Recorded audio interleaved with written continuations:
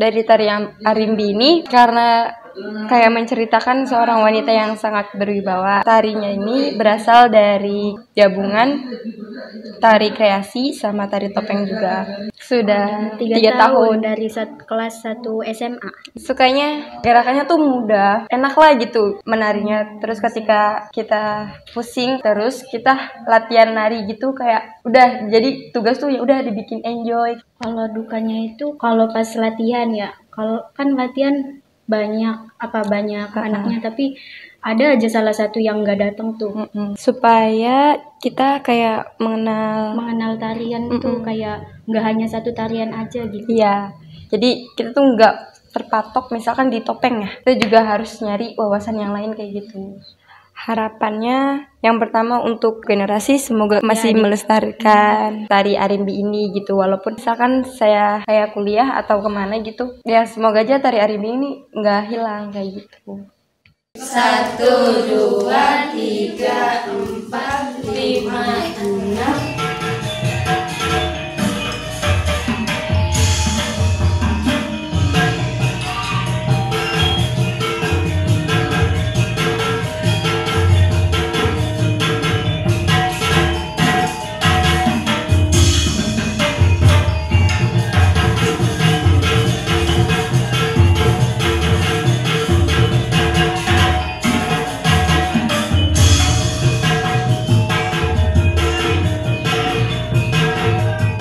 Arimbi itu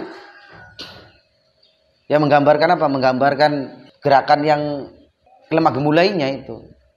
Dan ketika dia itu menjadi wanita cantik, berbeda geraknya. Nah, memang itu tari kreasi sebenarnya, bukan tari pakem atau dari tari rakyat, bukan. Tari itu ada beberapa jenis, ada tari rakyat, tari topeng, ada tari kursus, ada tari kreasi, tari wayang. Itu berbeda-beda. Makanya saya ngambil dari salah satu cerita wayang untuk dijadikan sebuah tarian.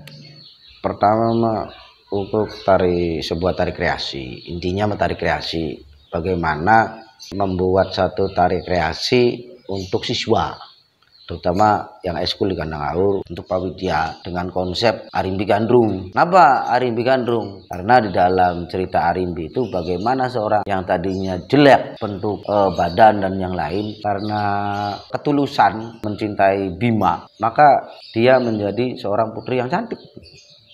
Nah, makanya dari situ akan lahirlah Gathotkaca itu sebagai anaknya Arimbi, karena Bima itu mempunyai istri itu tidak hanya Arimbi, tapi ada Subadra. Anak-anak SMA, ya memang ini kan ada 2 versi. Pertama Arimbi versi SMA Losarang, kedua versi SMA Kandang Haur. Kalau versi SMA Kandang Haur itu kolosal, bercerita jadi awal dari Arimbi sebelum menjadi putri cantik dan setelah menjadi putri cantik. Makanya yang diambil itu pas yang gerakan perempuan yang cantik gemulainya itu. Ciri khasnya kan ada lembeannya yang gemulai. Agak seneng ketika anak-anak semangat, seneng. Ya dugalnya lebih disiplin ketika tidak disiplin dalam sebuah proses. Ya, karena dalam berkesenian itu tidak terlepas dari sebuah proses. Bagaimana proses kesabaran, bagaimana proses untuk menggarap yang lebih baik. Apalagi kayak tadi kan bagaimana itu 2 bulan sebelum praktek kan kita tadi persiapan untuk bikin tari kreasi. Jadi kayak kostum apa, bagaimana konsepnya, bagaimana, terus kostumnya apa, pantasnya. Oh jangan sampai kostumnya ya ecek-ecek lah, kira-kira lebih baik. Karena di dalam sebuah karya seni itu tidak dilihat dari berapa, budget berapa, habisnya berapa. Jangan dilihat seperti, tapi sebuah karya yang dilihat. Jadi kostum Arimbi itu satu yang terpenting adalah simbol dari sebuah tari wayang atau tari Arimbi.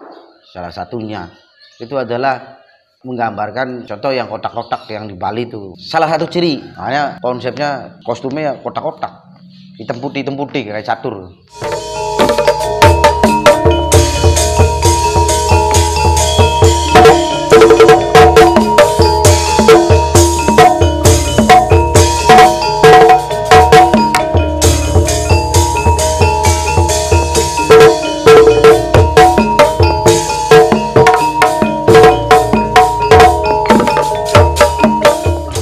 sebenarnya sama saja, akan tetapi membuat karya inovasi itu membuat anak-anak mau belajar lagi tari tradisi. Kalau langsung tradisi tidak bisa. Anak-anak itu susah. Kayak tadi contoh, untuk belajar latihan lembean saja anak-anak susah. Ketika dikasih tari kreasi, ini loh kreasi, tapi ternyata kreasinya kreasi tradisi. Jadi ini anak kelebihannya itu satu. Intinya saya memberikan inovasi baru, bahwa berkesenian itu ada tradisi tapi bisa di konsep kekinian untuk generasi penerus mau berkreasi. Apalagi yang sudah sarjana-sarjana seni tari, bagaimana membuat satu garapan-garapan baru supaya semakin ketika tarian kreasi itu semakin dipakai dan dipakai, maka akan menjadi kebiasaan. Kebiasaan akan menjadi sebuah kebudayaan.